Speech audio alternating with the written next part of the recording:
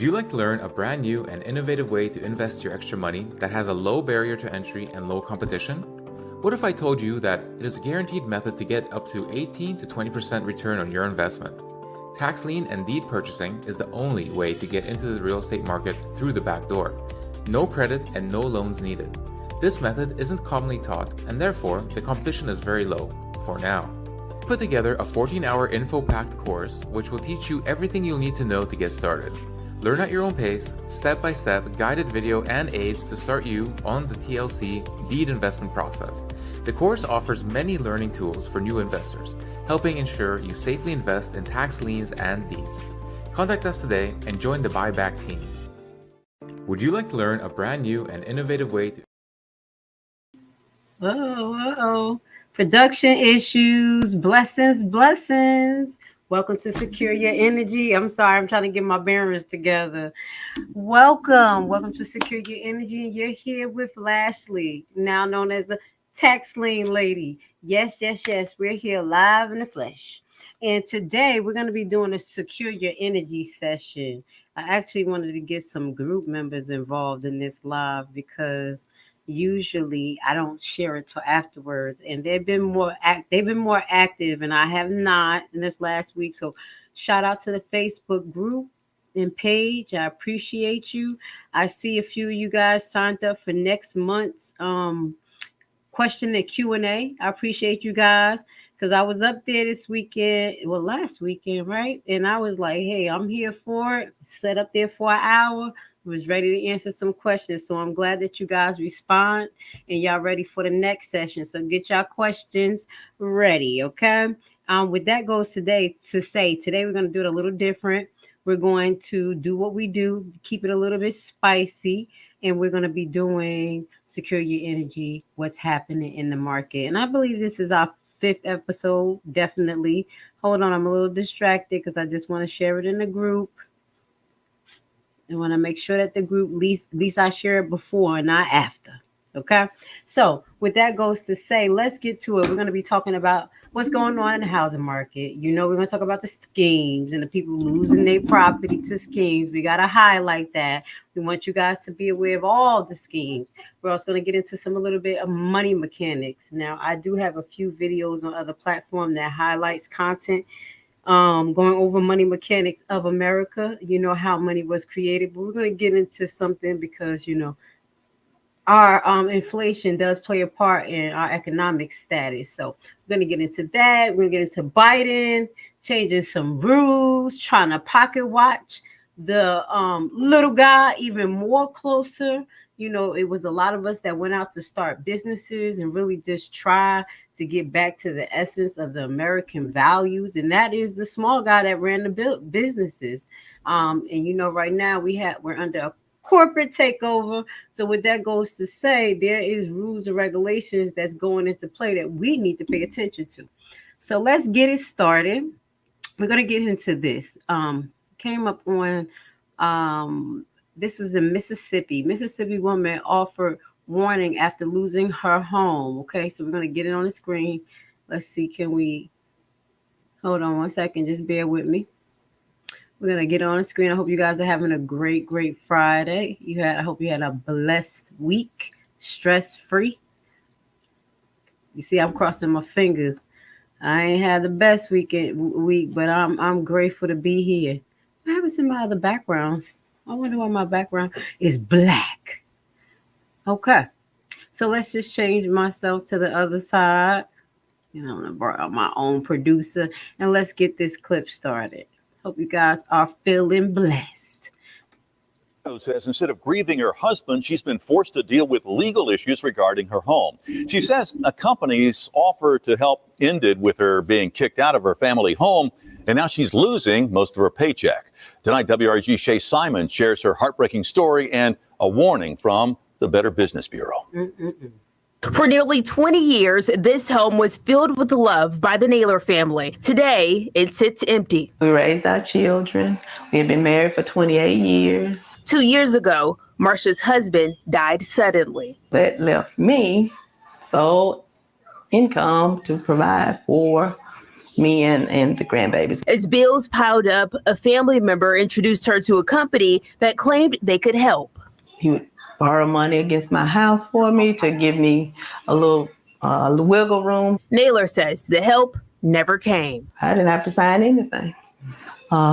What he did ask me to share with him was a copy of the deed of trust to my home. The coming months would be filled with court dates. Judge Alan Couch said those documents, that this quick claim deed that he has in his possession, he upholds that document and tells me I have to be out of my home, that I've been squatting in my home for I don't know how long. Naylor says she was forced to move out in days and has now had her earnings garnished. In a statement to WREG, the BBB says quit claim deeds are meant to be an easy way to legally transfer home ownership to someone else, but scammers are using them to steal property from the rightful owner. They go on to say one common tactic is someone contacts you and offers to help modify your mortgage and lower your payments. But first, you need to sign a few legal documents. If you do, you may be signing something that transfers the title of your home to the scammer. It's just been very difficult. I'm a school teacher, bus driver, and any other little hustle I could find, try to make ends meet. The BBB says some tips to avoid this are check your property records, monitor your credit, and never transfer ownership of your property to a mortgage assistance company. In Mississippi, Shay Simon, WREG News Channel. Credit and okay, we're gonna stop right there. I'm gonna tell you this. I started scrambling for my papers because it's so crazy. We're gonna be going over deed transfer next week, and we're gonna go over where to find legal information about deed transfer. But that's not the first time that I have talked to you guys or have even warning. If anyone wants to transfer a property, you via quick claim deed, it is usually fraud. It is fraud. I believe, unless it's from family to family, it is so ridiculous that this judge would uphold the quick claim deed. In what capacity? After her giving her story about the situation, what did he pay her? Where was the exchange of currency? I'm just so disgusted. That made my stomach hurt to see how far and beyond this has went when it comes to these scammers and the things that they think that they can do. And that's why you and me have to be aware and do our due diligence. And it's so sad that you may have to check, if you have a home, to check your records every 3-4 months. And that's actually what I want to do too, because I had one of my properties up for sale, and I have went through some things with some of these people trying to buy the property, really feeling like they were scam artists, and I knew not to sign anything that I did not read, and in this situation, she didn't even sign anything. So this was very disheartening for me to, have to look at and listen to, just to hear her go through what she went through and suffer from a sudden death.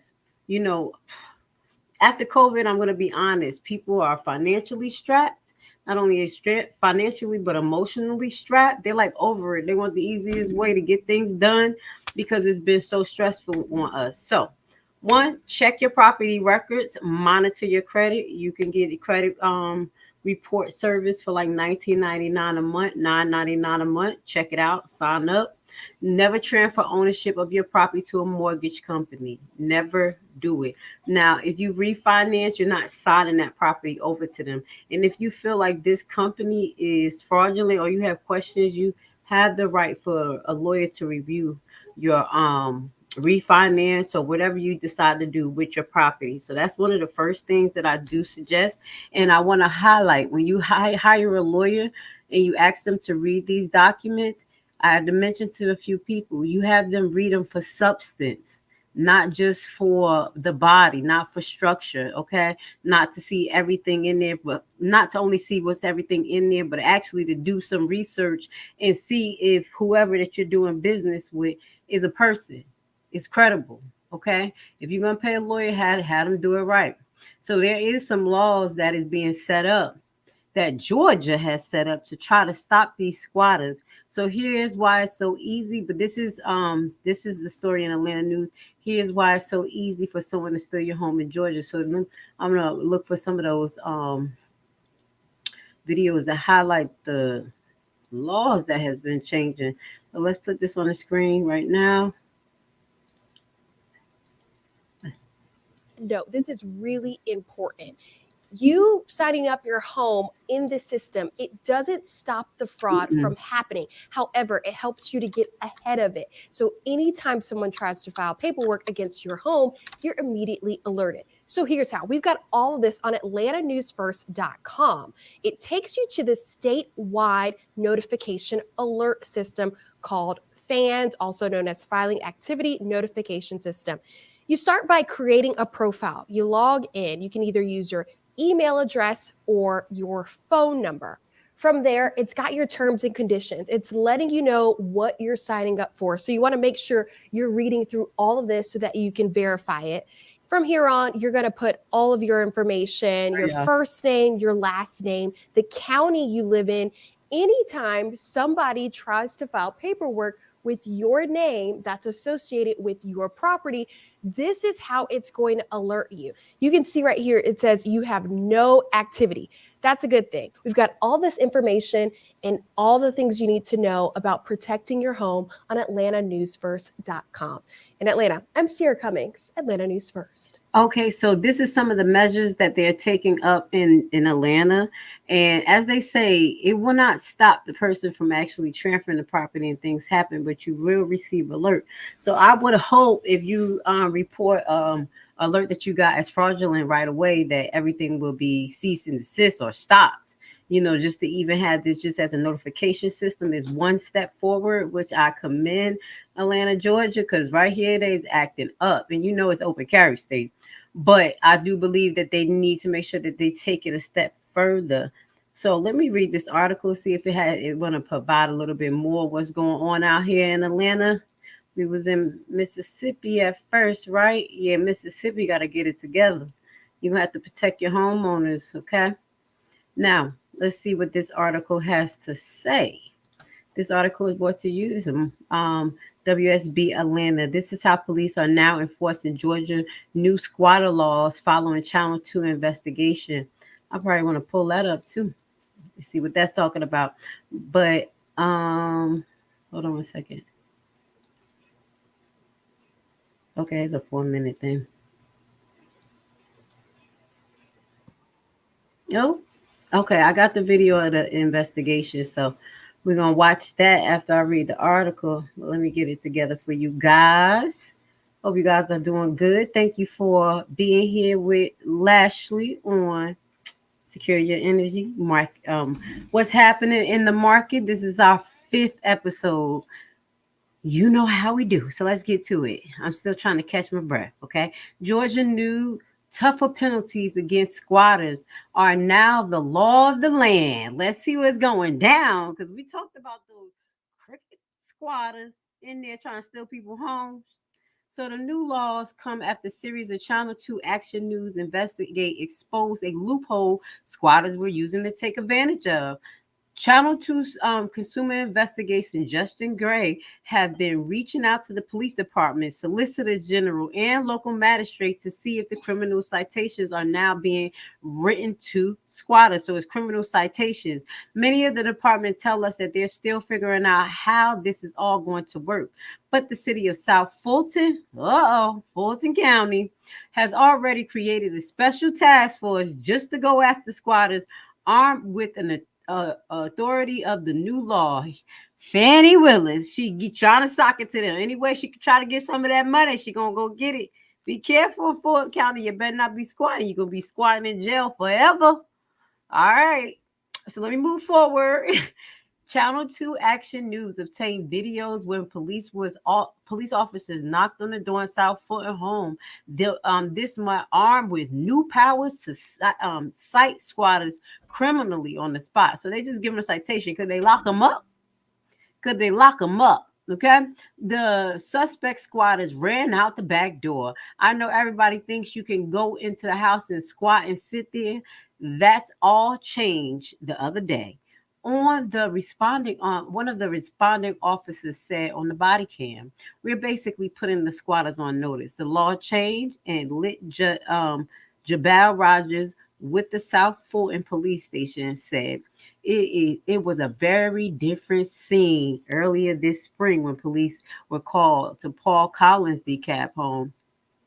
They'll break into the house and then they'll use the law to stay there, show them fake old leases. You already know. And then because the cops can't determine if they're real, who signed them, they make it a civil action. So the cops try to hurry up and just get out of it. So this is what the squatters was doing. Collins said at that time, police body cam video was rolling as officers was handed what they suspect as a fake lease. Okay. It says, "You have the lease, ma'am." The decap officer asked the woman who answered the door in Collins' home. "I do," she told the officer. "So you got somebody with a fake lease?" A DeKalb police supervisor asked the responding officer. "Yeah, I think the lease is fake, but there's no way to prove it." The responding officer said. So the officer just left. They told Collins and the suspect squatter it is not a criminal matter, but now it is. Thank you. This will take time, but can put you out. But we can't put you out because we're not here for that. So he'll have to deal with it in the courts. This is what the cops was telling him at that time. And the responding officer is heard telling Collins on the body cam, they should be in there for a few minutes. They should be, out immediately. They don't belong in your home, Collins told Gray. So after the exclusive Channel 2 Action News Hidden Camera investigation this series, we're going to watch that. I know I kind of read it funny, but we're going to get a visual to what's going on here. Series of viral Channel 2 Action News squatter stories. Georgia lawmakers wrote the law on squatters, spelling out that this is a crime and that it must be dealt with in magistrate court in a matter of days, not weeks or months. This is no longer a civil matter. Once this law is passed, this now becomes a criminal offense to unlawfully squat in a residence where you do not have a lease, Rogers told Gray. Gray went by one of the first houses in South Fulton police visited under the new law just last week. Hi, yeah, it's Justin Gray from Channel 2. How are you? Let's watch this because I'm about to start talking again. Let's watch it together. Yeah, everybody's about. Hi, I'm Justin Gray. How are you? Let's go. A speeding citation. This is about a vehicle one. Let me see. Let's go to the investigation because that one was about to bring something up about a speeding ticket. Let's take that off the screen for right now. No, hold on. How do I get cut off like that? I'm so cut off the screen. All right, don't worry, y'all. I'm getting myself together. All right, is this it? I think this is it. Now, this is how police are now enforcing new Georgia squatter laws following the 2 investigations. So let's watch it so I don't have to improv. Y'all heard me changing my voice and stuff. Let's go. New at 5. Georgia's new tougher penalties against squatters are now the law of the land. The new law comes after a series of Channel 2 Action News investigations exposed the loophole squatters were taking advantage of. Now, consumer investigator Justin Gray is looking into how local police departments are using their new powers to criminally charge squatters.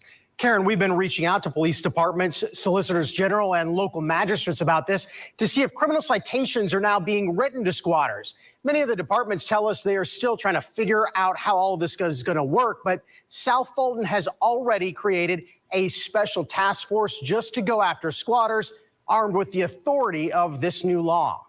I know everybody thinks you can go in the house and squat and sit there. That law changed the other day. That law changed the other day. When police officers knocked on the door of this South Fulton home this month, armed with new powers to cite squatters criminally on the spot, the suspected squatters ran out the back door. All these fake leases and I got receipts for this and I rented this. No. That's over with. So we're basically putting these squatters on notice. The law has changed. Y'all squatting in my house. It was a very different scene earlier this spring when police were called to Paul Callan's DeKalb County home. They'll break in your house and then use the law to stand there. Where is it? You have the lease, man? Don't worry about that. Yeah, bro, you got a full lease. Police body camera video was rolling as officers were handed what they suspected was a fake lease. So you got somebody with a fake lease? Yeah, I think the lease is fake, but it's no way I can prove it. So the officers just left, told Callens and the suspected squatter it's not a criminal matter. This will take time. Like, we can't put you out because we're not here for that. And he have to deal with it with law courts and so that. They shouldn't be in there for, a minute. They should be, out immediately. Are you selling a squatter home right here? After an exclusive Channel 2 Action News hidden camera investigation and a series of viral Channel 2 Action News squatter stories, Georgia lawmakers rewrote the law on squatters, spelling out that this is a crime that must be dealt with in magistrate court in a matter of days, not weeks or months. So this is no longer a civil matter. Once this law was passed, it has now became a criminal offense. Yeah, it's Justin Gray from Channel 2. Are you squatting in this home? No, I'm not. You're not? This is one of the first houses South Fulton police have visited under the new law just last week. They determined the suspected squatter is in the eviction process with the corporate landlord who is looking to recoup $60,000 in unpaid rent. You feel like you all can react quicker now? Absolutely. I think with the current law that is now in effect, we will be able to react more proactively. Let's go back to Paul Callan's home. Channel 2 Action News cameras were there the day marshals evicted Takesha Bailey from the house. But look what we found right down the street a few weeks later. Criminal trespass notice. DeKalb Marshals, been evicted by the DeKalb Marshals office. Jane Doe evicted here according to the paperwork, but look at the belongings. See anything familiar? How about the same suitcase? We noticed the luggage tag here, Takesha Bailey. That's the same woman at the other home. According to court records, the alleged squatters here claim to have been scammed. That's the same thing Takesha Bailey says about Paul Callan's house. Bailey told me in an Instagram message that she's no squatter, that she is a scam victim who was evicted from suspected squatter homes twice in a month. So yeah. It's crazy. Wow. I literally just spent half of my tax money in here. I'm here with my kids. It's crazy because they're just going to find the next victim and get out of that one. But under the new Georgia law, suspected squatters now will immediately be issued a criminal citation. So y'all can pass the word around. All this squatting, every day. And so under the new Georgia law, suspected squatters are supposed to immediately be issued a criminal citation and have 3 days to present a lease. If that lease is fraudulent, this goes from a misdemeanor case to a felony. Another thing with the new law is that it doesn't have to just be the homeowner who reports this. Now anyone, a neighbor, an HOA can call police and say, we want you to investigate this squatter home. And it looks like what you found, though, was some of the people renting the homes didn't know they were squatting. They were giving their money to a company that was being bad with them. We see that in some cases. We also see people saying that, and that is what gets worked out in court. That is what these magistrate courts are going to decide. Wow, a lot going on. Justin, thanks. All right. Y'all see me. I got a little excited because if y'all been watching Secure Your Energy, I have done a few lives about these squatters. And being a real estate investor, it's really scary to think about that. If you have properties in different states, there is a possibility that somebody may squat and it may take you months to get them out. And then it could turn violent, as we saw in some of the ones that we showed you. So this is great. Now, I put my head down because I know Georgia, and it's like a catch-22 when you escalate a misdemeanor to a felony. Now, I have explained this on many different platforms. That's why I cringe my teeth because felonies are very hard here in Georgia. And to have a squatting citation turned to a felony is pretty harsh, okay? They have different, sentencing rules for felony cases and all types of stuff and how much you got to pay for it.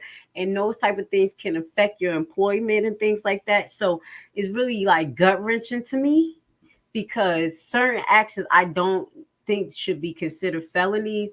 But in this case, it's kind of like a catch-22 because me as a homeowner, different properties, I wouldn't want someone doing this to me. It's very dangerous. So shout out to Georgia for moving so fast, and shout out to Channel 2 News, who they was out there just making it happen. And we show a lot of their videos too, because it was like a lot back to back. I was like, we got to show this. And I'm glad that, Fulton County and Georgia is making some type of actions to protect the homeowners because this is out of control. Okay. And that lady went from one house to the other one, went right down the street. I feel sorry for her. I do. I feel sorry for her children, and I'm not being funny. She got kids, and she's there jumping from squatted house to squatted house. So this is the story we went over already. It was on site, according to the reports. The homeowners from Mississippi, the one that was tricked and forcibly moved out of her home. I had another one. Now, this is another market watch where we're not only talking about actual, people stealing rent. That's stealing rent being a squatter, but rent has been rising faster than wages in most USA cities. Now, I don't even know why I stumbled over that because everything has been raising faster than the income in USA cities. Okay, we've been complaining about this, that the more things inflate, the less the dollar is worth. And we're going to get into what's going on with the dollar and other currencies just a little bit in other countries. So you could kind of start to think outside the box too. I have not done this, guys, as far as just throwing stuff out and investing currency, but I was thinking about it. I was learning a little bit about Forex, but I do think we need to be diverse, and I think the most important currency to have is God's currency. And what is that, guys? Gold. Okay. Hint, hint, and maybe a little bit silver. So let's get to this. Rent has risen faster than wages in most United States. Okay. American workers have seen their paycheck grown since the pandemic, but in most cities, those gains have been kept up with rent prices. Yes, it's a little bit more. I don't know. I can't even say that. I'm going to be honest before we're just talking. Me being a travel nurse, the wages has actually went down. Okay. They've been doing things legally and changing certain laws to kind of knock us out the box too. So yeah, maybe I'll talk about that on Nurses to Nurses, but we're suffering as nurses too. They're trying to keep us capped by changing the laws and things like that. That's me as a traveler. So just want you to pay attention, because Biden's not only coming after the little guy or the business owner, he's coming after the workers too. I've been suffering that. I'm like, I'm making as much as I made, 7 years ago when I was almost starting traveling, like the same amount. Something's not right. But let's move forward. I get a little sidetracked, but I got to tell you the truth. Rent surges 30.4 nationwide between 2019 to 2023, while wages rose 20 over the same period. Please tell me where the wages rose 20. If your wage rose 20%, 20.2% in the last 3 years, please put a like and put your comment and tell me what industry you in, because I'm trying to get in there, okay? Because I didn't see this, but maybe it's just me. According to the the recent analysis in Zillow and Street Easy. Okay, the 10-point gap underscores the frustration many Americans are feeling after watching their wage gain get eaten up by inflation. Every month, you just gotta budget and then still fall short. Ms. Colbert said, a single mom from Denver told the Associated Press, well, this month, at least we have $13 left. This is terrible. We're going to get into this.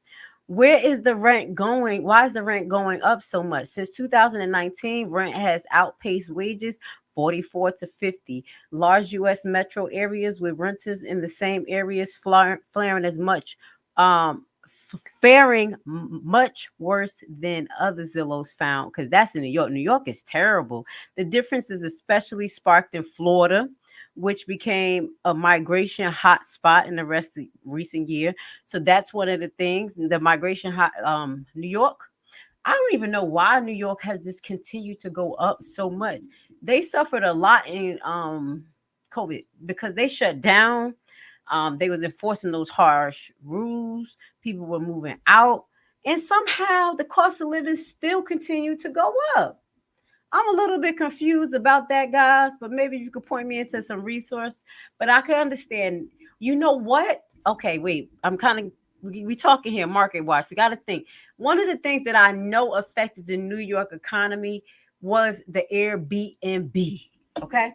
Do you remember? Or if you don't, allegedly, a lot of people started to rent these units and use them as Airbnbs. They were apartments, which inflated the apartment rates in New York. I watched this gentleman go into detail about it, and I was like, oh my God, is it that much Airbnbs in New York? So what that goes to say, it made regular rental apartments not available, which made them a commodity. And then those people started to inflate their prices. So that's one of the reasons why, because I'm like, why did New York go up? People was fleeing from New York. But then you had migrants coming in there. You had the workers coming in there. Like us, I went to New York for the COVID. And I know it was a big government contract that paid the hotel for a good amount of money for us to stay there. So those things kind of inflated New York. Now I'm realizing, okay? All right, just trying to think about this. Now, the difference is especially in Florida. Now, I understand the migration went up there. In Tampa, rents are up 50% since 2019, while wages have increased just 15.3%, the widest gap in any major city. Renters are feeling the squeeze in Miami. We're even above average wages, growing 20%, hasn't kept up with the skyrocketing rent increase, which is 52%. Additionally, Jacksonville saw the fifth largest departure in the country. So people have left Florida afterwards because it turned to a hot spot, and then people started moving because of all the things that's been happening with DeSantis. People are moving out of Florida right now. So I don't know what's going to happen with the economy. You know, it's weird because it was going on an uprise, inflation, and now you have people moving out. Is a big migration issue because they were trying to, there was one point, I got to talk about this, they were trying to block migrants from coming in, and they were like running down on the construction workers, which made an issue. This was a couple months ago, and a lot of migrants or Spanish workers did not want to work in Florida. And then there was a lot of TikToks that was showing empty construction sites and jobs not getting done. So we're gonna have to keep our eye on what's going on in Florida, because these things are up, down, and all around. And as you can see how politics can play a part, we have to keep our eye on the politics sector as well as the private sector and what goes on with us. Okay, so how have wages changed since Biden took office? Oh, here we go. More cities like Atlanta, Buffalo, Kansas City, Memphis, Phoenix have also seen rent accelerated much faster since wages in 2019. And that's because there's been a corporate takeover since after COVID. It was like an influx of money that was infused into these corporate entities, including hospitals. We got a little check, okay? Trump gave us a little check, but they got the most. So that's why you see a lot of these business, they remodel, hospitals remodel, and people's like, how did they do that? They allegedly did it with the COVID money, but that didn't totally trickle down to us as the average worker. You know, they still have been trying to find ways to make things automated, as well as, you know, just make more of us contractors. I talk about being a contract nurse, but I do that because of the politics in the hospital. And I needed to make more wages than I don't even got myself on the screen. I'm just talking, but let me get myself. I'm making all types of faces and things like that. Let me get on the screen so y'all can see me. I needed to make more wages as a single mother, you know, and I have 2 kids. Now they both in college. So people do things for different reasons. But what that goes to say, it's still a hit on everybody wages. Okay. It's still a hit because our money is not stretching long enough at all. Okay. So rent weighs heavy on American budgets. We know that. More housing options could ease the pain. So this is what they say about more housing options. And this is why I'm the tax lien lady. I had to figure out a way to get as many properties as possible without having a mortgage. I felt I wanted to have assets. So I said, we're going to figure this out. You're going to get a commercial in the end. But let's listen to what this article has to say. I know you want assets. We got to figure this out because obviously everything is corporate taking over mostly or inflated. What are we going to do about it? Okay. Now, more housing options could ease the pain. In 2023, wages rose 4.3 nationwide, while rent were up 3.4 according to Zillow. Part of the turnaround can attribute to the strong multifamily construction, which has helped absorb demand for apartments, the report said. Cities like Austin, Texas, Houston, Salt Lake City saw wages rise even faster than rent compared to the nationwide average in 2023.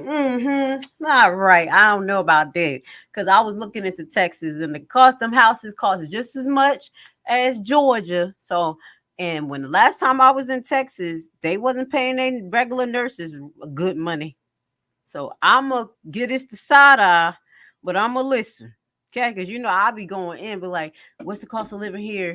Because I'm looking around to see what we're going to migrate to. Because people migrating here, I'm migrating out of here. Okay, so I look into this stuff. So that's why I'm saying this about Texas. I'm not sure, but if this totally correct, but that's what they say. However, others like New York City and Boston has trended in the wrong direction.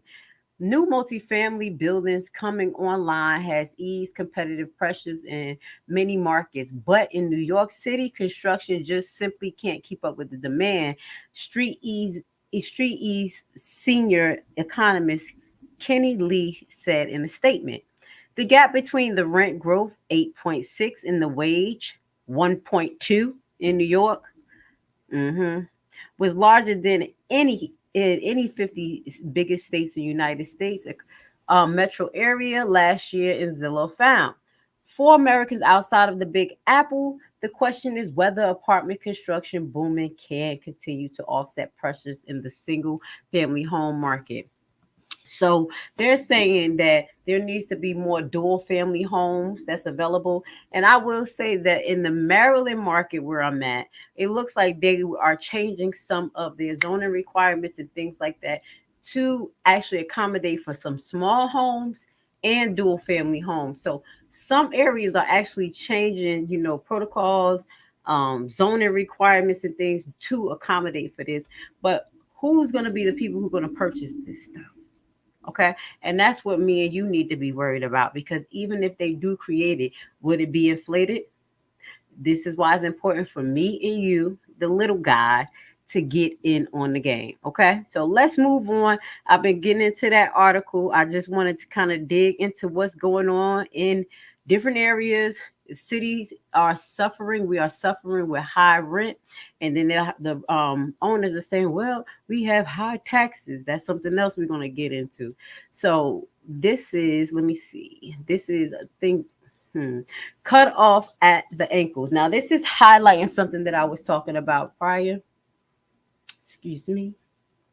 Oh no, before we get into cut off at the ankle, this is highlighting what we were just talking about. Georgia voters decide whether to cap home value increase, which would affect property taxes. These are the things that affects our property taxes. These are the things you need to talk to your congresswoman about in your state, your mayor, your senator about these things so they can try to start pushing bills. Now, I don't know why Georgia being so proactive. They want to keep moving people in here and put us in a modern day slavery. I see what you're doing, Georgia, because they talking about the pay. They ain't talking about the pay rate. I told you what's happening to me out here. I think I got to get out of here. And then we're going to talk about the growth in Georgia. It's not good. It's too much. But before we get into that, let's just play this. Oh, Georgia. Oh, why she look like that? Who is this? Tonight, a measure that could save Why are they going to show that lady? I was like, oh, who is that? homeowners hundreds of dollars a year will come down to a vote in November. Governor Brian Kemp signed HB 581 earlier this week. It would cap how much a home's value could go up in a year. 11 Live's Joe Ripley looks at the potential impact this measure could have. April Cruz works as a financial advisor in Gwinnett County. Her clients are constantly concerned over rising property taxes, making life more expensive every year. Property values have gone up a lot. I'm sorry. I'm very excited. I'm going to let y'all listen to this. But I'm contesting my taxes, dog. Yup. Because every time the price value of this same property go up, my taxes up. When I first got the taxes on this property was $1,200 a year. Okay. Then it went up to 16. Then it went up to 18. And then this year went up to 24. Construction costs. Wait, I didn't talk shit because I'm in Georgia. Okay. I said, wait, how the hell the same house went from this to this? Right now, we about to listen to this. I'm going to get some more pointers. I already got my paperwork. I got the comparison. I have to actually myself talk to the commissioner of taxes. not the assessor's office. I already know we taking this to the hoop. So I'm sorry, I got happy because I'm about to use this law if it apply. Expensive every year. Property values have gone up a lot. Construction costs have increased pretty significantly. Your home value helps determine the amount you pay in property taxes. Cruz says her property taxes have gone up about 17% every year over the last 4 years. According to Zillow, home values here in Georgia over the last year have risen 4.5%. Here in Gwinnett County, it's a very similar story with home values here rising 4.7%. We work with people every day who are on a fixed income, people who are retired. So really trying to find strategies for people to cope with such significant increases. Earlier this month, Governor Brian Kemp signed HB 581, which would cap the annual increase in a home's value and put it on par with the rate of inflation each year. In the short term, it could save homeowners hundreds of dollars, but it could also serve as a blow to school districts and local governments that rely on that revenue to operate. Voters. So I stopped. That's right, baby. I'm sorry. Okay, let's listen. That was one of the things that I noticed on my bill, okay? On my tax bill, I noticed that the school district was taxing me twice at a larger amount of the fair market value, okay? You need to look at your tax bill. It'll be a certain amount of the fair market value that they tax off. They take taxes off it. So if your fair market value is $120,000, they're probably going to do 22% or something like that. So if it's they taxing on $40,000, not the full 120. Does that make sense? But what I noticed is that in my town, the school was taxing on a larger amount. So instead of it being like 40,000, it was 98. And I was like, wait, why is the school taxing so much? And these kids ain't doing this good in this school district. I'm going to be honest. I'll pull my kids out. I know I'm getting sidetracked, but this is really giving me some ammunition. I'm going to pull this bill up. And when it gets out, damn, it said November. Let's finish listening to this because I need it now. But I'm going to see if this is going to be retroactive. I'm going to look into the bill and I'm going to start bringing it up in my argument because this week I actually got to send the letter out to the commission. I told y'all I'll be telling y'all about some of the things I go through. I teach y'all about fighting for and standing up for y'all rights because that's what I always do. And that's what I'm going through right now. So this is freaking amazing. I'm not big on Governor Kemp, but make it do what it do. I appreciate you. Let's just play this a little bit more. One more time. With the rate of inflation each year. In the short term, it could save homeowners hundreds of dollars, but it could also serve as a blow to school districts and local governments that rely on that revenue to operate. Voters would need to sign off on the measure in November for it to take effect. In the meantime, Cruz recommends that homeowners do their research. There might be certain existing exemptions to save you money. Shop around for insurance rates, and if you can afford it, consider moving to an area with lower property taxes. You see what I'm saying? They even said consider moving. And that's what I'm considering doing. Ain't that a damn shame? They said, well, if you can't handle the heat in the kitchen, get out. Yep, that's what I'm kind of thinking. But before we do that, we're going to contest and we're going to use I do think it will slow down sooner rather than later, but you never know what's going to happen in an election year. In Gwinnett County, Joe Ripley, 11 Alive News. Shout out to them. I appreciate learning that. This bill, I didn't know, y'all. I didn't know. Some of these this is just my raw reaction because these are some of the things that I was interested in. And I just sent it to myself and I'm like, well, we just do our raw reaction. So y'all getting a raw reaction. I just put it in order. Now, I'm so excited because I have to write that letter. These meter freakers. Now, let's move on. Cut off at their ankles. Home buyers struggle to become owners, with investors now snatching up 30% of the single family homes in the United States. What lawmakers are doing now. This is something that we mentioned a few episodes ago about the corporate elite actually buying all the properties. And that was one of the things that inflated it too. They'll all get together, get on their little market watch and say, this is what we're doing and we got to stick to it. And they stick to the plan. And that's why we got to stick to the plan. So let's read this article right here, cut off at the ankles. All right. And this was on May 17th, brought to you by Money Wise.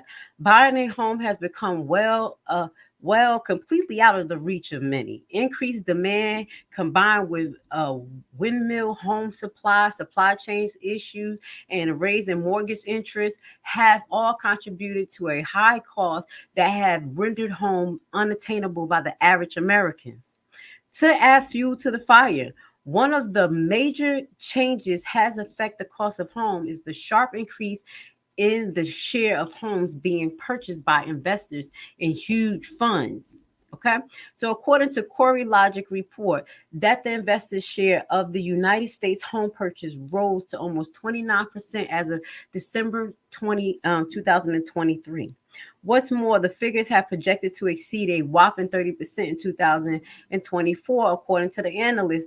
I think it's a little bit more, but we gonna see. Y'all know me. I'm like, man, they tell us a little bit. I think it's probably a little bit more, especially the financial situation that we have all been in. We have been retracted in this last 3 years. If people were doing good and you had to stay home, you had to find another job, the COVID thing, it retracted America's budget, your situation. So I'm not totally buying a 30%, but I'll run with it.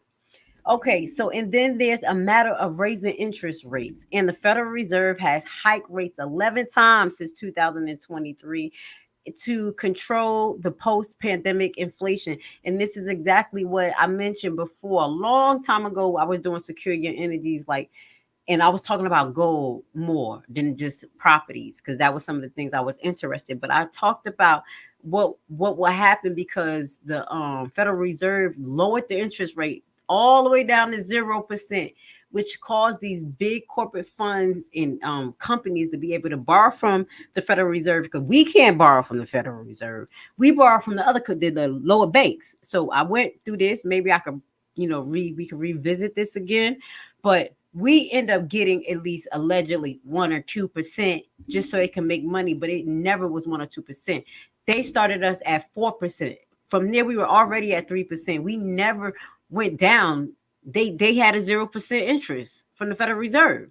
So from that point, all of them was buying properties, and I was listening to what they were talking about, the Federal Reserve, that they had to slow down the inflation because the inflation was basically caused by the money that they infused into these corporate businesses, as well as lowering the inflation rate. They were able to just come in and we was there in the house like, oh my God, the COVID, trying to survive. They telling us to sit in the house, people getting sick. This is what was going on. So now we're reaping the repercussions of it. Does that make sense? Was that a good flashback for you guys? Because I know that's what I saw. So one ugly outcome of this has been stubbornly high mortgage interest rates, you see?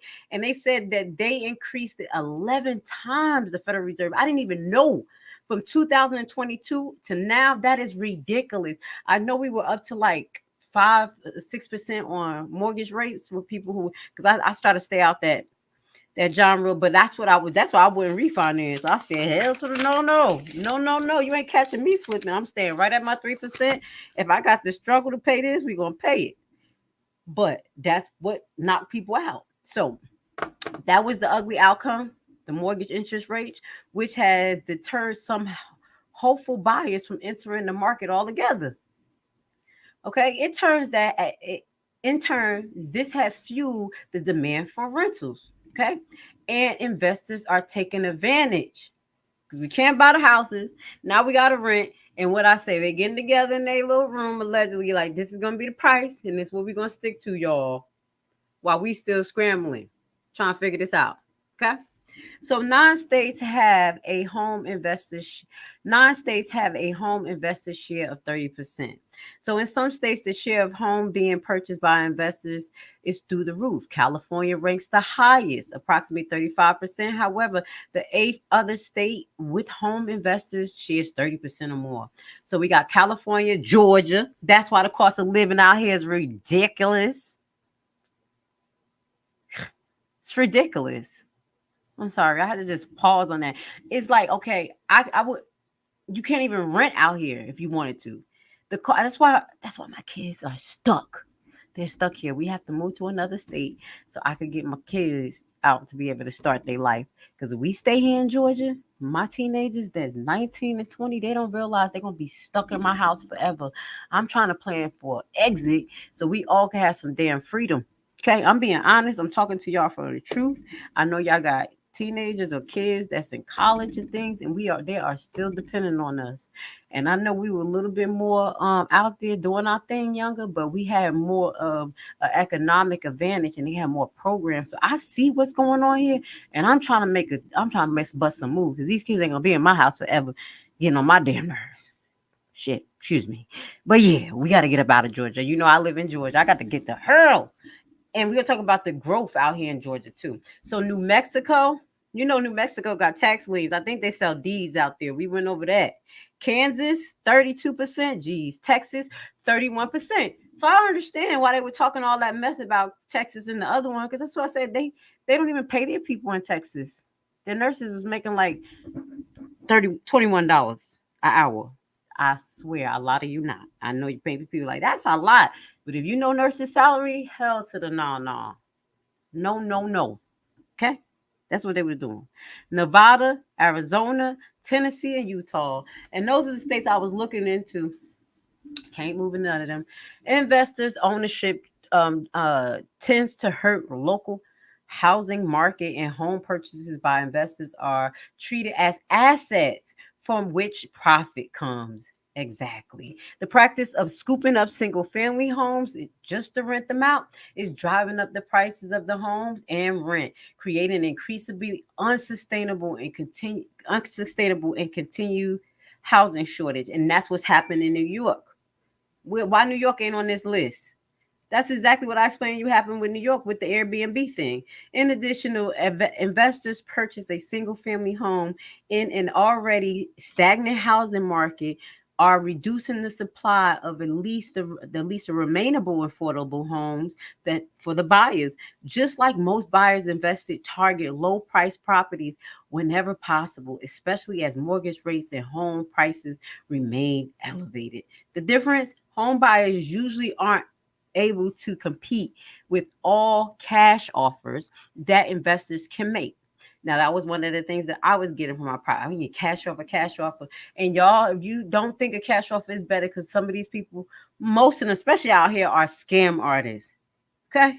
Please. They'll say they're giving you a cash offer and they'll be trying to sell your house while they didn't even put the earnest money down. Okay? Yeah. So I'm going to finish off this article a little bit. Advocates say that the investors' buy of single-family homes not only increase in prices, but contribute to the worsening of the house supply. Now, some lawmakers are standing up and looking to take control of greedy hedge funds buying up single-family houses across the United States. Doesn't this sound like deja vu? Do you remember the 2008 housing crisis? And I'm going to tell you, I'm not political. I just talk about what people do and what they don't do. Obama came in and put the Dodd-Frank Act in. That's what stopped these hedge funds and these corporate elites from buying the houses until Trump came in and took it off so the corporate elites can buy. And that's what happened. Now, y'all know I'm not political. Each party be it up, but I'm telling you what happened. And this is why we're in the situation they're in. All of these rich corporate elites were buying homes. If you did not know how to read the contract, the predatory contracts, that's why we're seeing all these scams again. That's why we're seeing all of these scams. Okay, let's get to it. I'm still moving. I still got a lot more to go. Hopefully, I'll get off by 7:30 because I have another live at 8:30 on another platform. But I still got a lot because I just been so much to say. Y'all know, I like finances. Talking about money mechanics, managing your assets. We got to do this. We got to do this. So, two sisters sued their insurer after it offered $5,000 to fix their wrecked home after a storm. They won $18 million. Yes, thank you. Don't sit on your hands and don't let these insurance companies take advantage of you. Before I get into this article, remember the things that the tax lady had taught you. Do your due diligence, compare and contrast, get a referral. Don't settle for the first estimate that you get. Look at the Google reviews, okay? People will tell what they want and it'll be the truth. And then you'll see how these businesses respond to people through their Google reviews. Hold on, my camera kind of sideways, guys. Let me just turn it up just a little bit because I'll be cut off. Can y'all see me? I think I'm better. Okay, cool.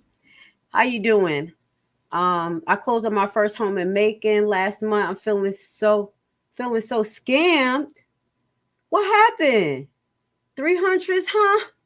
What they done did to you? You want to come on? You want to come on at the end of the live and tell us what the hell happened? Excuse my language, because I'm not happy. Because I was going to look into making. You put in a comment if you want me to send you a StreamYard link. You don't have to show your face, but I would like to hear your story, okay? Oh my God, you made me feel like, whoa, feel bad. I don't want nobody to be scared. Tell me what happened so we could get them. We could get them together, okay?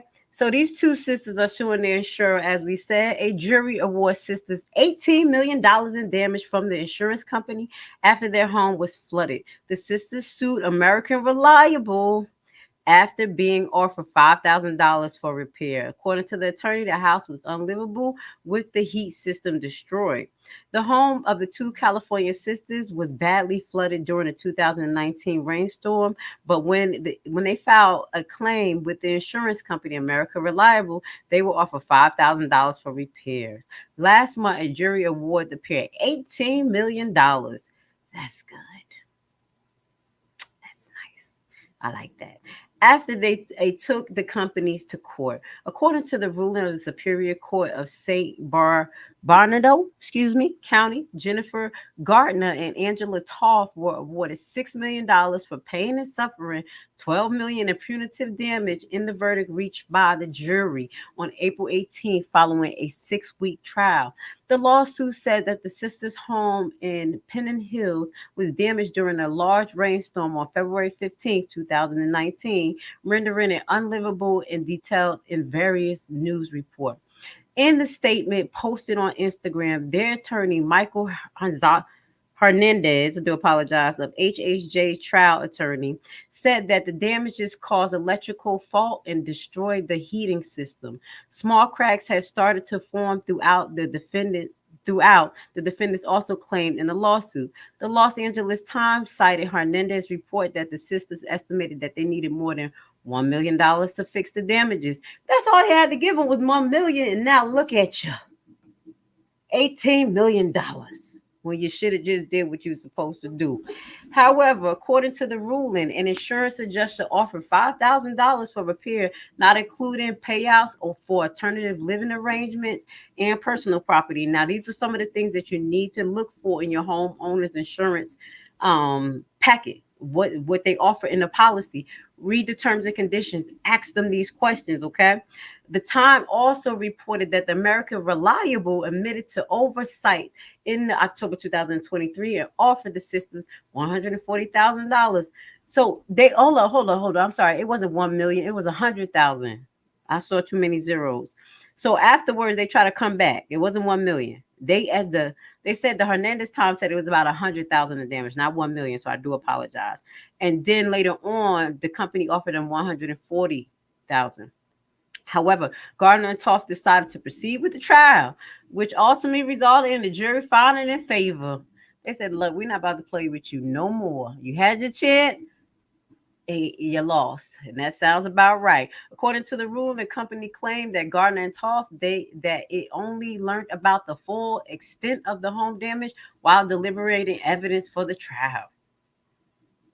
That's a lie because they sent the adjuster there. That adjuster is supposed to look at every nook and cranny. And I also met someone out here in Atlanta where she allegedly contracts and she do adjustment for flood damage. So they contract people to come and calculate everything and stuff like that. This company sucks. Okay. The Times report that Gardner and Toft was awarded $3 million each, emotional, $2 million for punitive damage from Reliable, and $10 million in punitive. So punitive damage from American Reliable and $10 million damage in punitive from Global Indemnity, American Reliable parent company. Oh, you see how being a company in a company. So I just wanted to share this with you guys because this was a win for the little guy. There's been a lot of people who be scammed. They be scammed by the insurance company. And that's why I always tell you, do your due diligence. Don't be afraid to ask questions. They don't want to answer it.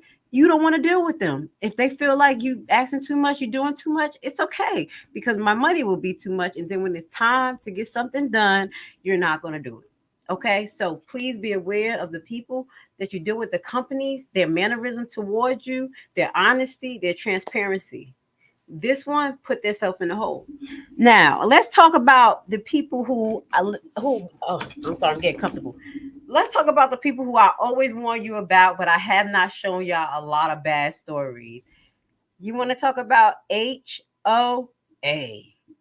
Dun, dun, dun, dun. So it's so funny. This came up on my feeds, and then I have a story behind what the HOA is doing. Proof that they are toxic. Toxic, toxic, toxic. And tell them that I said it. Let's play this. Look at this. I couldn't believe this. But this is you think this is real?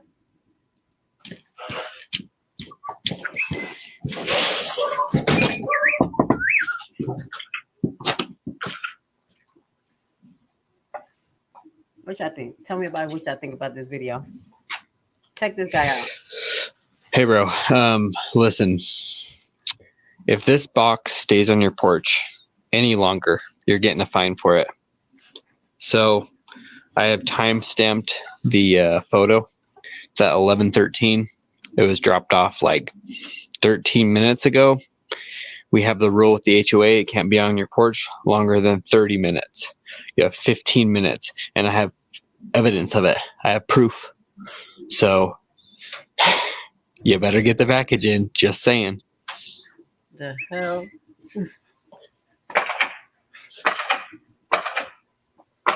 Look at it. Hey, bro. Listen, it is 12:30 on the dot right now. This package is still outside. I don't know what it is about you. I'm done. If you're not home, that's not my problem. That's not the HOA's problem. That's your problem. You have to solve the issue. Figure it out. Have someone else bring it in. I don't know. Figure it out. You're a grown man. Listen, you're getting a fine for this. It's been on your porch for like 4 hours and 27-ish minutes, right? It's $10 per hour. So that's $40, like $45 about for leaving this on your porch. Not worth it. There might not be $45 worth of crap in there. Something says perishable. I don't know what it is. It must be food or something. Listen, you're getting the $45 fine. No ifs, ands, or buts about it. Bring it down to my house. Yeah, I'm in the I'm done. blue house. I'm 2 doors down on the left side. I'm so done. Got it? I'm so done. I'm sorry. I just had to let y'all watch this whole thing and just be so done again. Now, I don't know if this is real or if this is fake, but this is an example of how petty the HOA can be and how outlandish the rules and the fines. Did this man just say $10 an hour? And it's been out here 4 hours. I don't care if you at work. I'm done. I'm done with that. But let's get into this. This is a real story of the HOA that involved the young lady in her car. Okay, so let's get to this because this is why I warn you, stay away from HOA. I don't care what they got. I don't care. Say no. Say no. HOA tows women cars from her own driveway. Internet helps conspire to get revenge. Let's see what happened here. Homeowner associations are often referred to the band of people existing. Numerous folks have waxed on about just how much they can't stand the government body that seems hell-bent on collecting fees from residents, while in some cases strictly policing what they do with their own property. One homeowner, Destiny Brooks, learned from firsthand just how petty HOAs can be after she came home one day and noticed her car missing. Thinking that someone broke into the gate community and she lived in and vandalized, and what did it say? That she lives in to burglar her car? You mean to take it? To take her car. She called the police to let them know about that her whip was gone. Burglar her car. Whatever. However, Destiny was informed by authorities that her car was not stolen, but rather told to the homeowners association that she and other residents in the community contribute money to each and every month. From what she saw in her clip, it seems that the HOA decided to pull her car away because she parked it at an angle. She shared the frustration on a viral TikTok, which she posted under the handle Destiny B. Numerous folks who responded to her video shared ways that they thought that she could get back at the HOA, which many stated that she could probably get them in big trouble if they requested an audit of how they allocated the funds they collected from the residents. Got them. You want to be petty. What you doing with all that money? You ain't doing nothing. You ain't putting nothing new in the residence. I don't want to hear it. I don't want to hear it. The HOA is just another way for that land, the people who own the land, to collect extra money. Okay, and control people. Okay, I came outside to walk the dog and realized my car was missing. Boo-hoo, cried, called 911 like somebody stole my car out of a gated community. They're like, okay, what's the address? The TikToker went on with her story stating, I gave them the address, and to them, they liked, oh no, ma'am, the HOA, she looks off camera after revealing who the culprit behind her missing car was. Because I was parked like this, she said, before flipping the camera around and revealing the reasons as why the homeowner association decided to pull her car from out of her driveway, pointing to the marks left on the ground that occurred as a result. So they pull her car, but I want to see this because I know she got a nice car. She got like a red car. Let me see if I can open another link. It says the TikToker went on with her story stating that I gave them the address. Okay, because I was parked. Yup, the good old HOA said it appears that the homeowners association did not like her vehicle the way it was parked at an angle in her own driveway. She added in the caption, for the most part, woke up thinking somebody stole my car. So while someone else said that this was a prime example of why living in the HOA is generally just a bad idea, and that's why we have learned, do not live in HOA neighborhoods. Wah, wah. I'm doing that. I did the sound effect. Okay, some commenters who responded by Destiny videos couldn't believe the HOA reps had her own car towed out of her driveway. The TikToker confirmed that it is indeed the case and that there were several other folks on the app who would have wanted to get back at the HOA. One person expressed that they couldn't understand what would have been so difficult about knocking on the door and asking her to park her car differently instead of immediately towing it away. They could have knocked on your door. You would knock on my door and tell me to park my car a certain way in my own driveway. That's why as soon as they said HOA, I said, hell no. That's like dealing with a disgruntled landlord from the door. No, no, no. If I buy my house, I want my own freedom. As long as I'm a law-abiding citizen, you don't have the right to just give me fines. That's double fines. You know, like the town could fine you too. That's not smart. Let me see if I can get this thing up so we can watch the video. No, this is not the video. Let me see if I can put the video up for y'all. And if I can't, we're going to move on because, hold on. I can give y'all the business about this HOA thing. But y'all already know. There she go. Here I go. Here I is. I'm just playing with y'all. It's a Friday. Let's have some fun. I found the video, okay? Let's get to it. See what she got to say. I know she got a nice car. Oh, disrespectful HOA. Dragged her damn car like that. I would have had a fit. Okay, I came outside to walk the dog and realized that my car was missing. Boo-hooing, crying, called 911 like, hey, somebody stole my car out of a gated neighborhood. Look at her They're like, okay, what's nice. the address? I give them to, and they're like, oh no, ma'am, the HOA. Because I was parked like this. These are the marks from when they towed it out of the yard, by the way. Damn, they messed up her car. Yep, the good HOA. Ooh. I came outside. Oh, baby. I'm sorry. That hurt me. Because especially when you hard working now, ma'am, I don't know what you do for a living, but I want to do what you do because you got a nice car and a nice house. And with that goes to say, I hope you want your freedom and you get the hell out of that HOA. So I just wanted to show y'all an example how funky HOAs could get because I never was able to really show y'all, but it was good. We was able to show you. Okay. Hopefully everything works out with her. But yeah. I like her car. So let's get into this. The housing crisis in the U.S. is flipped upside down in China, where each homes that occupy could be next to an empty one by 2023. Now, we're gonna get into a little international news now. The reason why I want to bring this up, because on one of my other platforms, I have brought up, it's been a change in the birth rate and a lot of things going on in the countries. So this is affecting China. They made all these, like in Japan, they made all these high rise and stuff. They have ghost towns out there. They got ghost towns, and we over here inflated, don't have nowhere to live. Isn't that crazy? So I just want you to kind of see what's going on around, kind of evaluate if you ever plan on moving to China, migration, because they're coming over here. So this is Japan. While the U.S. housing market has suffered from the lack of supply in recent years, the opposite in cases happening in Japan, where shrinking populations has sent the numbers of empty homes soaring. Vacancy in the country has hit 8.99 million, according to the data released by the Ministry of Internal Affairs and Communications in April 30th. That's an increase of 500,000 from the prior survey in 2018. 80% surge from 20 years ago. So even 500,000 more homes is available there. We may need to go over there. Live over there for a couple of months and work online.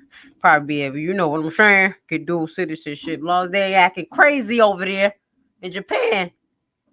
Maybe you want me to come over there? I ain't playing. They got houses over there, y'all. Okay, let's get to it. Okay.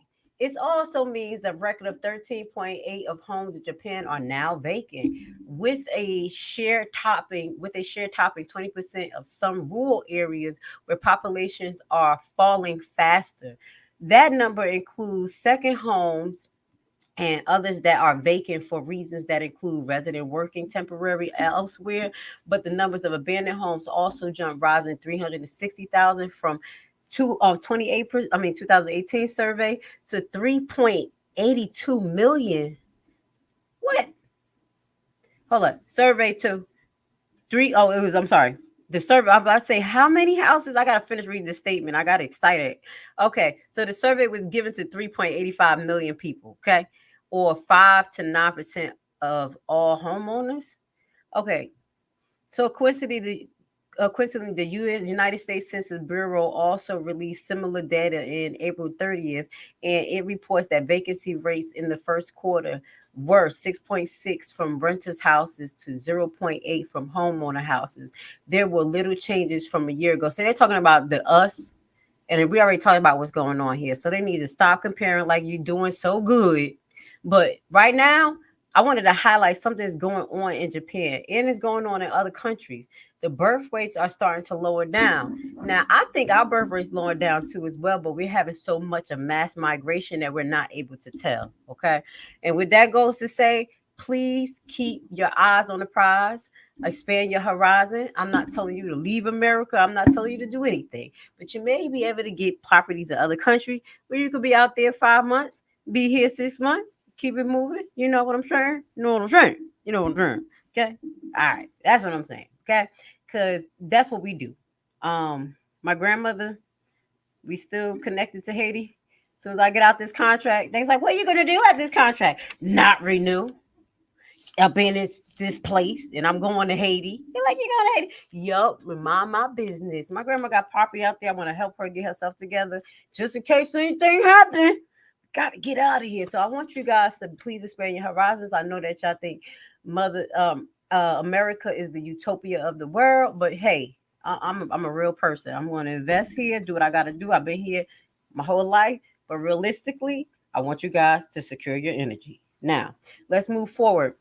This is something to the people who been stalked by collectors. Okay, we're gonna talk about collectors and what to do as far as short-term effects or approaches. But this video caught my eye, and it's the truth. You think that these bill collectors got something on you? Tell them to get the original contract. Hey, Adolfo, what happens if I pay a collection? So whenever you pay off a collection, they update the balance to 0, but they still leave the negative mark on your credit report, which still hurts your credit scores. Unless you get a pay for delete letter, which is documentation they send you before you pay it off, saying that they'll remove it from your report after it's paid off.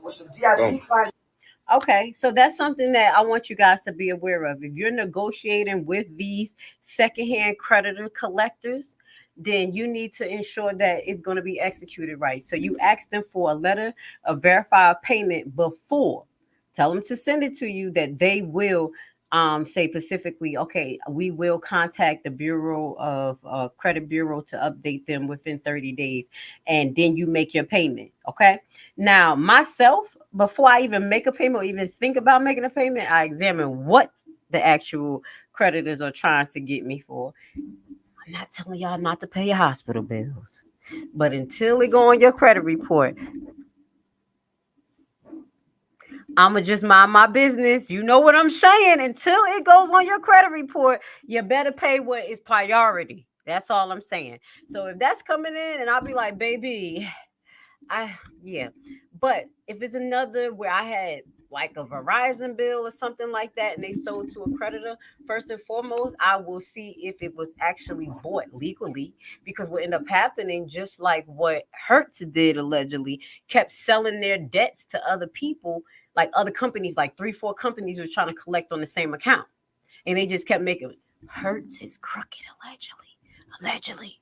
We need to do a special on Hertz, okay? They done got sued, bankruptcy, rejuvenated, and all types of stuff. Okay, be careful with them. They get their people who rent their car. I had a little issue with Hertz. I get in a little sidetrack, but this is what I'm saying. What you tell the bill collectors, first and foremost, you verify. That's what I wanted to get to. Verify that it's real. Say, hey, can I get the original contract? And they're gonna be like, huh? Well, you said that I bought this and it's from this bill. I don't recall. Where's the original contract? And does that original contract has your name on it? And if it does not, where is the proof that I have any connection to you with this contract as far as satisfying the monies? And they're going to look at you or hang up the phone. Okay? Just replay that real quick. Verify the debt before you pay anything. Okay? And prioritize which one is more important. I'm not saying not pay your hospital bills, but baby, the way they play with those bills, I'm not about to play with them. I've been up here for an hour. I miss y'all. Let me tell you what they did. We're gonna get into some cash money. We're gonna be talking about JP Morgan too. Okay, we're gonna get into them. But this is when I know that the billing in the hospital is a little bit funny.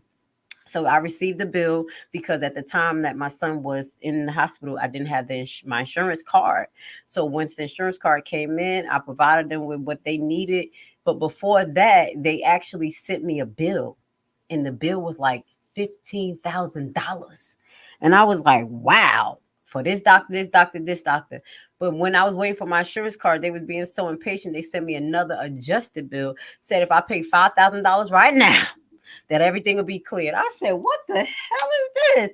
Let me find out they over here negotiating. So 1,000, 2, 1,000. And that's what made me question hospital bills and how they apply. Because that's why like Medicaid, Medicare only pays certain amount. So don't let them fool you. Okay, just wanted to drop that on you. Prince J, shout out to you, because I've been up here for already an hour and a half, so I'm not going to ignore the comments. And T Huntress, let's start with T Huntress, which you had said, no repairs in contracts. Thanks to realtors, it seemed he and the loan agent and seller were all working together against me, but in their own best interest. I still no hot water, unsure if gas lines are safe. Whoa. Okay. I'm so sorry you're going through that. 300. Let's do apologize. If you want to email me, I don't know what I could suggest for you, but I'm sorry you're going through that. I wish it's something I can help you with. But you just let me know. I don't mind. Try to email me, okay? thebuybackteam.ed at gmail.com. And then it says, Prince J, I wish they would let homeowners with no children in houses take off public school. Yes. Thank you. I didn't even get to finish it yet. Or public school and property tax, because why am I paying for a suburban school district and high school is not even good at all? Thank you. Ching ching. Prince J, that's what the hell I said. I pulled my kids out the school district because it was trash. And then I couldn't even they wouldn't even let my son play football. I went to the school and asked, I homeschool my kid, but I would like him in an activity. And, he went to the school, but I just felt like he needed to learn from home to be more focused. Nope. But you're still collecting my taxes. So Prince J, I agree with you. So once I figure out how to slide them, I'm gonna let you know, because I'm in it to win. I'm not about to play with them. At least they're going to downgrade something, or they're going to bill me correctly on the amount. Okay. Yeah, you know what I'm talking about. So let's get into this, a little bit of money mechanics. This is $22,000 disappeared from JP Morgan Chase account after customer reports suspicious activity. Now banks say reimbursement is not happening. Rich ass bank, excuse my language, rich and elite bank. And you don't have enough security to protect your customers, and then you want to say that ain't happening? And half of y'all funding the wars. Y'all know I'm in rare form today. I'm just telling the truth. I don't appreciate this. This is unacceptable. But JP Morgan was the same one that had that boat with all of that paraphernalia on it. And guess who got in trouble? This was like 4 years ago, all of the workers. So I know they wasn't thinking about us, because how is your boat, people transporting stuff on your boat, and then the workers get in trouble? Yeah, if y'all remember that, go look that up. That JP Morgan boat caught with all that paraphernalia. So let's get to this. An Ohio family says a single phone call led to thousands of dollars being drained from their JP Morgan account. And Chase says they're on the hook for it. You got to pay for it. The Kessler family says that they recently received a phone call from what was allegedly Chase notifying them of suspicious activity. Why didn't you hang up and just call the bank back, boo? Let's get to it. Michelle says whoever was on the other line sound legit and somehow knew much of her personal information, including her transaction history. Wow. That's something to think about, y'all, because that's how they verify us sometimes. They be like, so what was the last transaction? I never thought that I would be a victim of fraud just because I knew better. How did they get into my account to begin with? How did they know my transactions, and how were they able to transfer money? None of these things have been answered yet. The person told Michelle that someone was trying to wire money to Florida. Meanwhile, her husband, Mike, called Chase on his own to confirm that there was a real emergency, and the bank confirmed that fraud attempts was indeed taking place. However, confirming the fraud with Chase employee was apparently not enough to stop the scammer on the phone from accessing the money.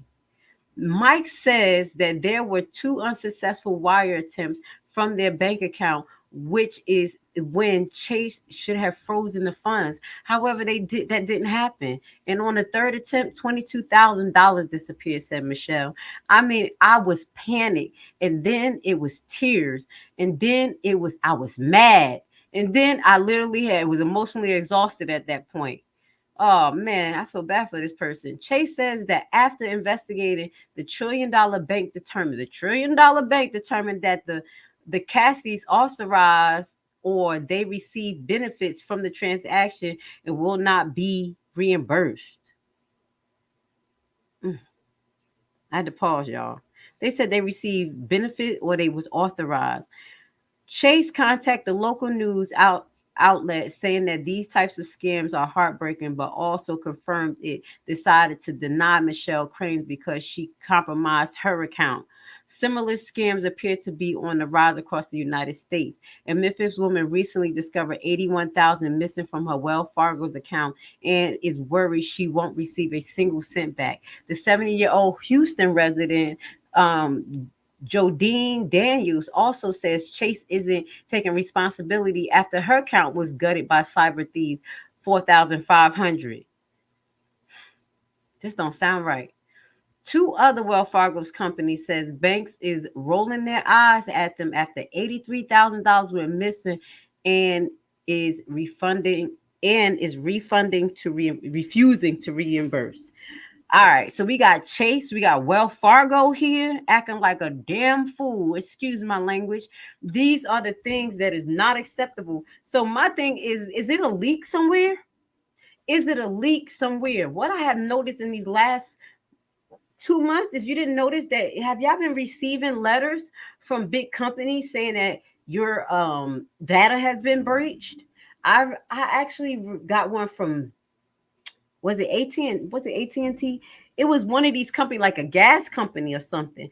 There's a few other places that you won't even think that's not dealing with financial means, that's taking our particular data and extracting it, being able to extract it and use it against us. Okay, they're using our billing information, they're using our credit card information, and somehow these hackers they are so advanced that they're able to get into our accounts and see our transactions. And I'm not astonished. I sound like I'm astonished, but if you know anything about the group called Anonymous, okay, anything could happen. Okay. And I'm gonna bring up that story what Anonymous did, where they took from the poor and took from the rich and gave to the poor. Okay, so this is another, before I show you that, about Anonymous. Banks of America blames customer, ignores laws, deny fraud claims without any explanation or proof whatsoever. New class action allegations. Don't take it sitting, people. Don't take it sitting. That's what I'm talking about, baby. Stand up for your rights. Y'all remember that? Move on out. I'm an 80s baby, so sometimes you get some of these ad libs from me, because those are the movies I grew up on. Was that from Major Payne? Y'all remember Major Payne? That's why I'm a little comical, because I grew up with them type of movies, okay? Credit. Move on out. Let's go. Now, Bank of America blames customers ignore laws and our fraud claims without any explanation or proof whatsoever. New class action allegation claims. The Bank of America comes. Now we're going to Bank of America, but we already knew allegedly that Bank of America is crookedness. I left Jersey 11 years ago, and I knew not to use Bank of America because the accounts had got hacked. Allegedly, there were people's stuff that was stolen from Bank of America votes, and they would not take responsibility for it. Now, if things being stolen from a vote is an inside job, allegedly, and I knew never to deal with Bank of America, but whatever. Bank of America customers just launched a class action lawsuit accusing the lender of illegally refusing to reimburse legitimate victims of fraud. This is not new. Plaintiff Kimberly Danny says that she lost a BOFA debit card, BOFA debit card in February, and soon watched several unauthorized transactions hit her account. First thing you do when you lose your account, if you got online banking service, freeze the account. That's what I do. I go right in there, freeze it right away, and I call them. I don't know if all banks does that, but Bank of America do. I could do it right from the app. My son lost my card the other day. I was like, shit. I had to, give me a headache, but I was like, fucking hurry up. Okay. And everything was good. Don't know where the card at, but we got a new one, locked it down. According to the lawsuit, Bank of America quickly rejected the claims and accused Diane of authorizing the transaction without offering any evidence as required by law. Despite plaintiff requests for explanation and further review and submitting a police report for the stolen car and fraudulent transaction, Bank of America, what it says, mechanically, why do you use that? Mechanically reject, that's what it says, rejects plaintiff claim without performing a reasonable investigation and instead issue a denial notice devaluing any factual findings or documents from the alleged investigation, because they didn't do an investigation. They didn't do nothing. I talked to them about this. Let me tell you this, okay? I had a transaction take place, and I told them I always use my PIN number. So this transaction just went through like somebody just authorized it. And they was like, well, we're going to have to do our investigation. And I'm like, so how are you going to investigate if it was me or not? Because if this is a feature on a card that you could just enter through without the pin, and they use that at a gas station, and we have the chip on there. And I said, well, the chip got a camera, and the lady couldn't even explain the investigation tactics. I said, ma'am, I'm sorry, I'm running you down the hole. I just wanted to know what you was going to do. How you going to figure out if it was me or not? Because I told you it ain't me, but she's like, well, we know the vicinity that you in. And Well, if the guy found it at the gas station by my house and went up the street to use the gas station, how? So to me, that says to me that they really don't have any investigation techniques. I'm just saying from my experience, I was like, Lord, oh Lord, these people about to try to bill me for these people stealing my money. But I think they end up like stopping the card, and it was like they reversed 2 of the transactions. I think they did. But I was asking those pertinent questions, like, how does this work?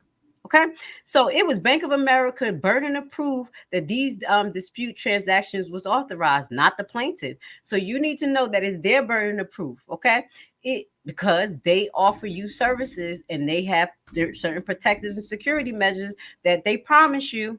Remember that. So it's not the plaintiff, and its failure to do so is unlawful, unfair to the plaintiff and thousands of other consumers who have to bear the consequence of stolen funds and unlimited sums. Okay. So the lawsuit accused the bank giant of routinely and blazingly rejecting customer legitimate claims while sending out vague boilerplate letterheads of denial. Bank of America fails to comply with any of the statutory obligation by failing to provide written explanation of denial. Instead, the Bank of America routinely denies claims without any explanation whatsoever, stating only it concluded that the claim has been denied. Bank of America boilerplate denial letter flip the burden of proof onto the customer to disprove the support and reasonableness of the bank investigation. So they like, you send your proof. And that's what they kept doing to me too. Chase did that, y'all. I be having stories. My God. That's why I be fighting for my rights. So let me just finish reading this and I'll tell you what Chase did to me. So the lawsuit was filed in federal court in North Carolina while the plaintiffs seek actual damage, punitive damage, and injunctions on behalf of the general public to prevent the bank from continuing to engage in this illegal and unfair practice. Yes, yes, yes, go people. Now y'all need to go after Bank of America allegedly. You know, I didn't say that, but the power is in the numbers in the lawsuits. Okay. So while we move on, giving you some more money mechanics, before we get into that, I just want to tell you what happened with Chase. I had a Chase card. I had just started ordering from this vendor as a business owner, and this vendor took about 2-3 months to send something to me. And I wanted to send it back. I sent it back. I got the receipt. I showed the credit card company. I showed it was actually Alibaba too, that I returned it. Do you know Alibaba didn't protect me and Chase didn't protect me? Talking about I authorized the payment. I said I returned it. I can't return and get my money back. Baby, I lost $500. Okay. And guess what I did? As soon as I paid that credit card off, without y'all, crack, crack, crack, I'm done. Yes, I left Chase card. They kept saying to me, oh, what can we do to keep you? Don't fall for it. I said, you should have protected me when they stole my money. Okay. This is how serious I am. Y'all better be serious with these people. Okay. Make your claims, report them on Better Business Bureau, keep the paper trail going. Because once you do that and the Better Business Bureau see a trend, they're going to say something. Okay. And she said, this is exactly why I closed my account after closing on my house. No trust for the mortgage company or realtors who had info. Was that with Bank of America? 300? Was that Bank of America? I'm not surprised. Now, I probably got another half an hour with you guys. I'm rolling with the punches here. I guess the topics of the picks is pretty good today. So let's get into money mechanics. This is just a short little video that I came across on IG, and it breaks down how money is created. Okay. If you don't know, now you know. Please don't value it more than your life. In ancient times, people used metal coins for money instead of paper. And coins made sense because a coin contained precious metal that people found valuable, like gold or silver. Think of it as $1 worth of gold being melted into a dollar coin. Yeah, sounds good to me. What's the problem? The problem is that the Roman government decided to make more coins without actually finding more gold. They were turning the same amount of gold into even more coins. They make money out of money. Exactly the right question. We need more coins than we have gold for. Shave off pieces of these coins and melt them down with other metals. But if there's less gold in the coins, won't that make them worth less? We don't pay you to ask questions. This seems like cheating. That's because it is, and governments do it all the time. I understand now. When you cheat to create new money, it makes everyone else's money worth less. Look how much lighter it is. Exactly. When the money becomes worth less, you need to use more money to buy the same things. That's called inflation. Yep. In ancient times, people... Does that make sense, y'all? Now, I hope you understand the concept of money and how money is not connected to any goal right now. And fractional reserve banking is what is inflating the system. Not allegedly, but it is. And if you don't know what fractional reserve banking is, that is the creation of money on a computer. There's about 1 to 2% of actual physical paper money, and the rest is online. We have a little bit more proof for you guys. Central bank, we print money, and people believe it. I'm just telling you guys, understand where your priorities are at, understand what assets are, and the real value of what we're actually seeking. Have a backup plan. You know what I'm saying? Not just houses, maybe some gold and silver. We actually fund ourselves and then work out what dividend is needed to pay. So we kind of work, it's a great business to be in, central banking. You print money and people believe it. And we actually fund ourselves and then work out what dividend is needed to pay. So we kind of work, it's a great business to be in, central banking. You print money and people believe it. And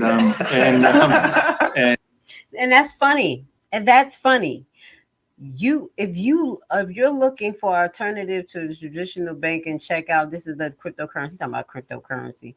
I thought he was gonna make a comment about this. It's gonna give him some airtime. But as you see, not just that little cartoon was highlighting how the central banks actually make money, which is the Federal Reserve, which was heightening up and lowering down the interest rate to create what? A drive in the market, allegedly, which caused these private entities to come up and buy up at least 30% of our property. You know, I'm gonna have to bring it back around. Okay. Now I do have a lot more to share with you, but I'm gonna have to start to bring this live into a closing. I want to talk about money. Okay. Something is going on here, and we're gonna talk about Zimbabwe. Maybe you don't think this mean anything to you, but I think you need to think about it. Zimbabwe is on the way up, on the come up. I don't know how they did it, but they did it. This is a remarkably different report from years ago. A couple of years ago, I was reporting on Zimbabwe and a major inflation and how people literally was at the brink of just burning the money. Okay, now let's read this. Zimbabwe just introduced a new gold-backed currency in an attempt to flatten inflation and wean off the U.S. dollar. How many people weaning themselves off of the crack? I do apologize.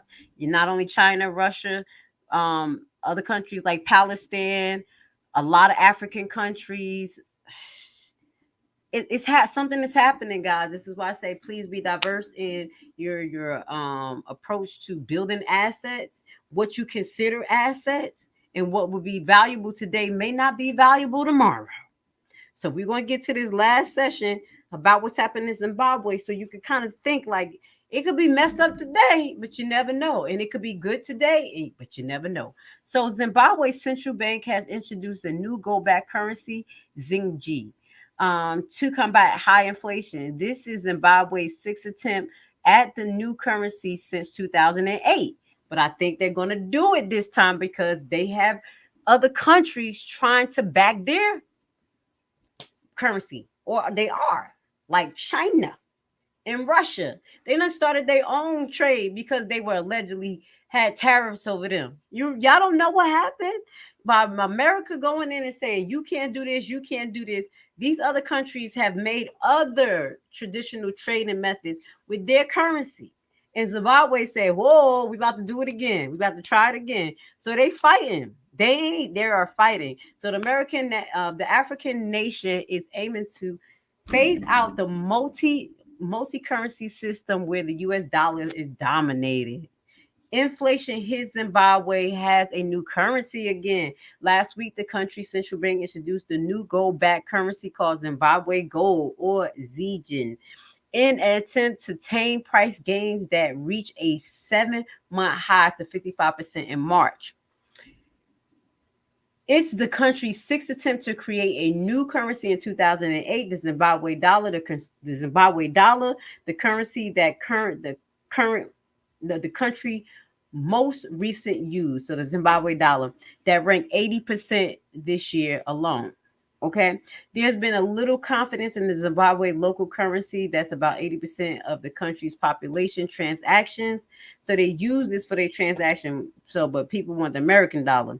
So on Thursday, Zimbabwe Central Bank Governor John Mushavonu, I'm saying it wrong, Vanhuno, said the country has real gold and mineral assets to back them up. The new Zing currency, Muhunu, I'm saying his name wrong, and Zimbabwe Central Bank holds 2.1 tons of gold and other assets, including diamonds, that are equivalent to 0.4 tons of gold, according to the Voice of America. The Zing, so it's ZIG, started trading on Monday in an exchange rate of 13.56 to the dollar set by the central bank. Okay, now Zimbabwe has been trying to wean itself off of the US dollar for a while. If successful, Zing may be able to replace some, if not all, of the transactions that currently take place in the US dollar. Zimbabwe has already applied for membership of the BRICS, new development break. So yeah, we knew that UK tried to get off that BRICS system when a couple of years ago, just before the COVID. And I don't know how that's working out for them right now, which it seeks to expand the use of the local currency. So they're trying to win themselves off the almighty crack dollar. Okay. What we're going to end up doing is having a full live that's going to focus on currency. We're going to understand the concept of currency again. We're going to go back into it. I know that short video kind of piques your mind about what currency, the foundation of currency is. Because people thought it was just like, it's all good. No, we're living in an inflated currency right now, especially in the United States. What's going on now in the United States happened in Zimbabwe a couple of years ago. I have that article, and we need to be prepared. So this was talking about Zimbabwe between 1980 and 2009. I'm just going to read a little bit about it.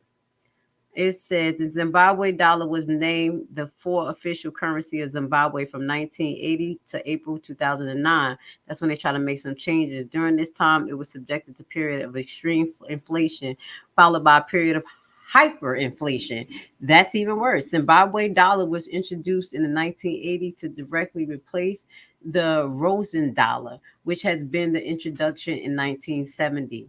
U.S. It says at a similar value to the U.S., it was on a 1-to-1. In the 20th century, the dollar functioned as a normal currency, but in the early 21st century, hyperinflation in Zimbabwe reduced the Zimbabwe dollar to one of the lowest value currency units in the world. It was remodeled 3 times, 2006, 2008, 2009, right around the time of the housing crisis, which demonstrated up to 100 trillion banknotes issued.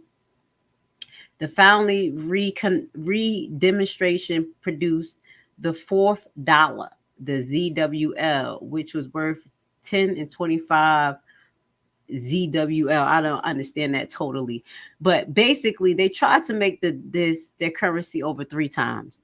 This time, Zimbabwe is backing it up with gold, God's currency. This is the same thing that Russia and China is doing. This is the same thing that other countries are doing. So when the tax lien lady tell you, get you some gold and get you some property, the reason why I say that, because I'm doing what they do. When I started to watch these banks start pulling in gold, and I'm like, why they buying all this gold? And gold started going up, and it's about 1,900 an ounce now. And about 3 years ago, it was about, no, it's 1,800 an ounce, right? About 3 years ago, it was about 12, 11. Yeah. Sounds about right. Something's happening there. So if you get a little bit of gold, a little bit of silver, just put it to the side. Because if our economy ever crashes, I don't want you to think that nothing will never happen. You will have God's gold, God's currency in your hands. Okay. So we're going to do another live in a couple of weeks that highlights some money mechanics. I'm going to try to make it fun. You know me. But other than that, we're going to have to go. Now I'm going to read the last one of these comments. 300s. I love you. Thank you for being with me today, talking to me. You know what I'm saying? I love it.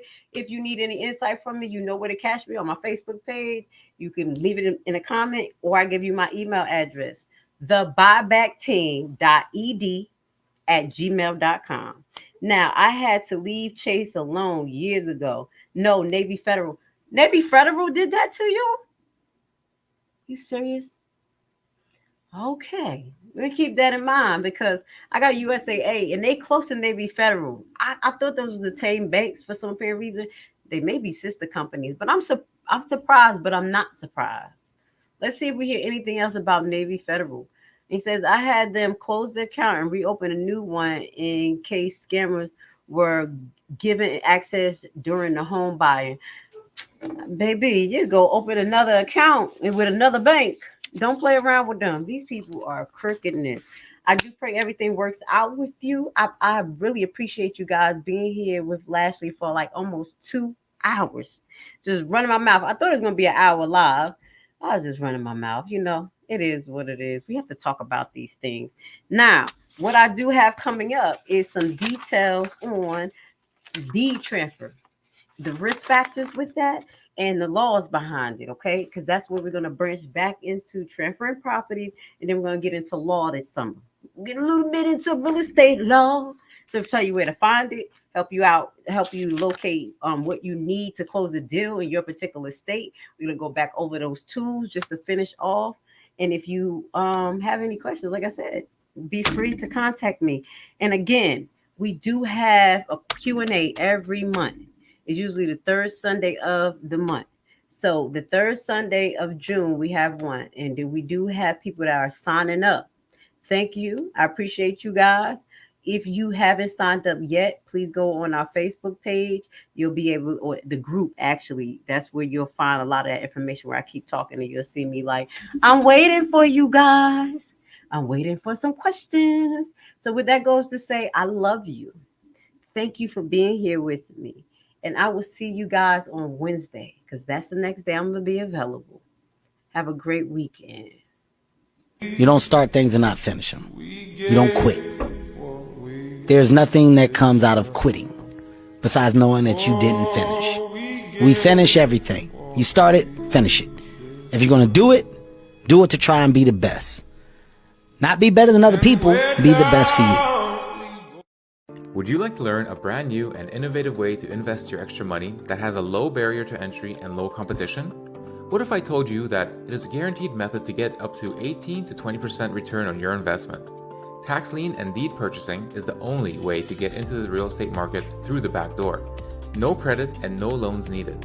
This method isn't commonly taught and therefore the competition is very low, for now.